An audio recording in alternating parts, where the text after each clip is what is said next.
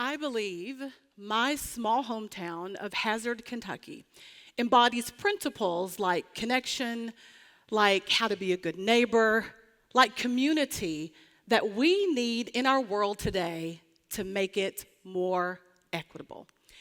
Now, don't get me wrong, Hazard was not, nor is it perfect. Things like race and class absolutely played a part in relationships, in our jobs, in where we went to school. But I believe community was a powerful buffer to those challenges. I had an amazing education and I had wonderful opportunities as I was growing up. But I believe that's in large part because of the people in my community who helped me remove barriers and gave me the opportunities to be successful. That is the power of equity. So today in my talk, I'm going to tell you 3 ways that I think we can make a more equitable world. The first thing that we can do to make our world more equitable is to fix things that aren't working. Now, the first thing I'd like to do is to distinguish between 2 terms that we often confuse: equality and equity. Now, equality suggests that we need to give everybody the exact same resource to make things fair. If we give everybody the same resource, then they can all get to their intended outcome. Equity, on the other hand, suggests that we need to take into account individual needs and differences. And if we look at the starting point, we'll know what resources to give to make things fair. If you look at the graphic, this was developed by the Robert Wood Johnson Foundation. I think this pictorial definitely helps us to get an understanding of what I mean in terms of the difference between the 2. If you look at the picture depicting equality, what you'll notice is 4 people. All 4 of them are in a bike race, and all of them want the same goal. They want to get across the finish line. Equality would say, let's give everybody the exact same bicycle. That will make the race fair. But if you'll notice, for each of these individuals, they have different needs. So what equity comes in to say is, we don't need to give them the exact same bike. Let's give them the bike that will help them have the fairest opportunity to cross the finish line. Equity says we want to level the playing field so that everybody can have a fair shot in the race. I'm talking today about equity. Let me tell you what that looked like when I was growing up in Hazard. Now, I'm a proud member of the Hazard High School Band of Gold. Any band nerds in the building? Okay. I knew y'all were my people. I knew that I would have some band nerds in here with me. Now, when I was in the band, it was absolutely a community. We loved each other. But one of the things that was difficult for me initially was the fact that all of the families were asked at one point to pay for the cleaning of uniforms. Now, it seems like a small thing. It seems like that's something that everyone should do. And for most people, that was true. But for my family, it was difficult.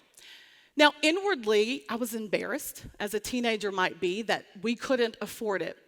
But what the Band Parents Association did was they discreetly paid for the uniforms of folks who couldn't afford it. And that was wonderful.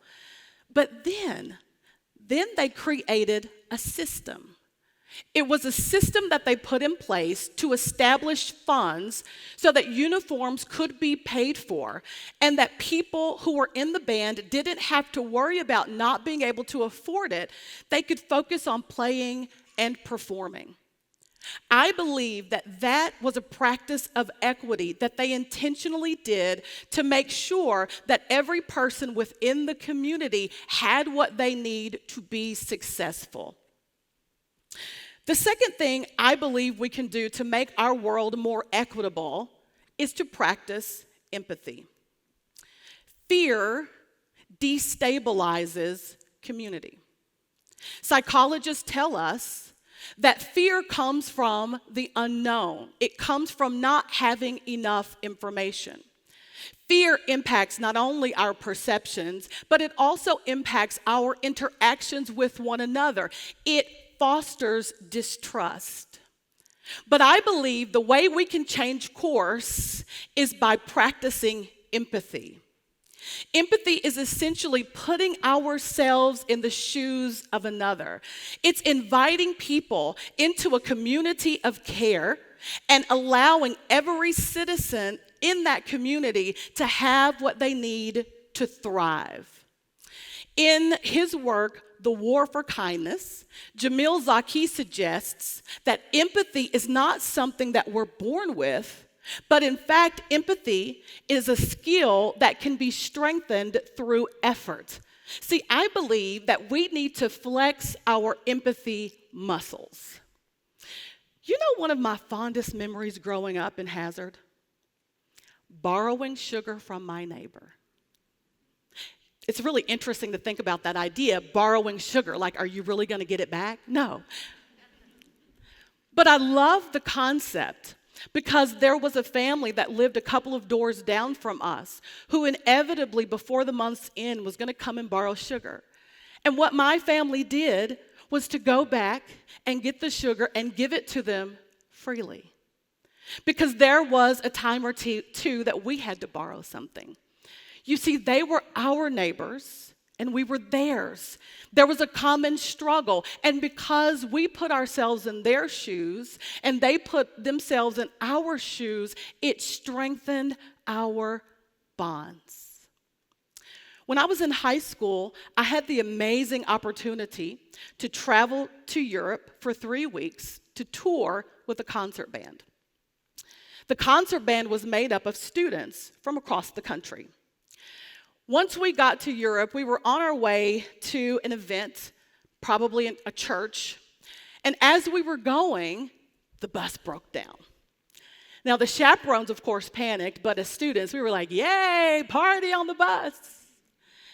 The chaperones went to find out what was going on. Should we repair the bus? Should we get another one? And we were kind of talking and laughing and cutting up among ourselves because we were a community of strangers. We were just getting to know each other. Well, in the midst of our laughter, in the midst of our getting to know each other, a student comes and he takes the microphone of the intercom and he quiets everyone down and he begins to tell a joke. The joke was racist. Now, what I didn't tell you was that I was the only black person on the whole trip. In fact, I was the only person of color out of students and staff. I was, at 14, the youngest person there, and I was the only person from Kentucky. I was a world away on a bus with strangers, and someone is telling a racist joke. I was mortified. I was embarrassed. If I could have disappeared into the floor, I would have done that 1,000 times. My cheeks were flushed, tears welled up in my eyes. I could not believe that I'd gone across the world for this amazing experience. Yet I was experiencing this joke. Some kids laughed, other kids snickered, still others looked out the window, trying to avoid eye contact, and I just sat there. And after he told the joke, we sat in uncomfortable silence. Then, from the back of the bus, a student came. He takes the microphone from the other guy's hand, and he says to him and to everybody on that bus, "We are not telling racist jokes on this bus." He said, if you're talking about black people, you're talking about my nephew because my nephew is black. And if you're talking about my nephew, you're talking about me. You see, what that guy did was he absolutely empathized. He put himself in the shoes of a group with whom he did not identify. But he stood up when it was right to do it. He spoke up when he had the opportunity. And I don't remember his name to this day. I could not pick him out of a crowd. But I remember how he made me feel. He made me feel valued. He made me feel seen. He made me feel heard. What if we all spoke up when it was time to do the right thing? What if we all stood up and allowed ourselves to stand in someone else's shoes, even for a moment? He shifted the entire tone of the bus, and that's something that I will never forget. The last thing I believe we need to do to make our world more equitable is to understand the benefits of equity. You see, I believe that when we make things fair for everyone, everyone benefits. It's just like a farmer who plants a seed and gets a harvest. What he or she doesn't realize is that in the harvest is more seed, and in the seed is more harvest. So I believe when we are equitable to one, it benefits all of us. When I was in high school, as I said, I did well, and I knew I wanted to go to college, but my family could not afford it. My guidance counselor at the time pulled my father aside, and he said, listen, I know Matisa has gotten into a great school, but there are a lot of people who have gone to that school. They had more money, they're better prepared, but they flunked out. You probably don't want to send her. Now, those words could have absolutely deterred me. They could have stopped me from what I wanted to do in life. But I already had people in my community, like my favorite teacher and band director, Miss Pauletta Smith, like my superintendent, Mr. Fred Stidham, who had already given me wings. They gave me opportunities and opened up doors. They allowed me to be a seed, and once I was given the opportunity, they watched the harvest grow. I remember going home one day, and there was an envelope with my alma mater's name on it. I opened it up very quickly, and I read these words: "We are pleased to inform you that you have been awarded a presidential scholarship." So not only had I gotten into the school of my choice, but now it would be paid for.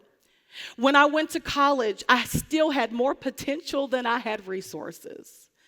But I knew that I wanted to go to graduate school. I wanted that more than anything. And yet still, there was another person in my community who opened up a door. My professor, who would become my mentor and friend, Dr. Bo Weston. He gave me the opportunity to conduct research while I was an undergrad, and that led me directly to graduate school. Me, a little girl from Hazard, Kentucky, a first-generation college student, a seed, would get to go to graduate school to do the thing that she wanted to do. And I believed at that time that I would be the change that I wanted to see, and I would open every door and I would remove every barrier that I could, because as a seed within whom a harvest was produced, I was determined to plant more seeds and to gather more harvest. See, I believe that we all have a responsibility to our neighbors. I believe that this is not relegated to a few, but it is the responsibility of all. I believe there is a call for all of us to do our part. That if we're leaders, that we lead equitably, that we open opportunities for those who may not have them. That if we're policymakers, that we'll create or revise policies that meet the needs of all, that make sure everybody have what they need for the race. That if you're a teacher, that you'll not only teach equitably, but your classrooms will be fair and will consider every member of your community. And that if you're a parent, you'll not only teach your children to value themselves, but like that boy on the bus, that you teach them to value everyone. You see, I think that we should do this not just when it's convenient, not just when there's no sacrifice, but we need to do it consistently. We need to do it every single day.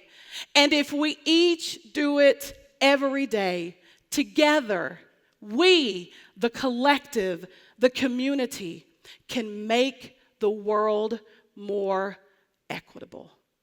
Thank you.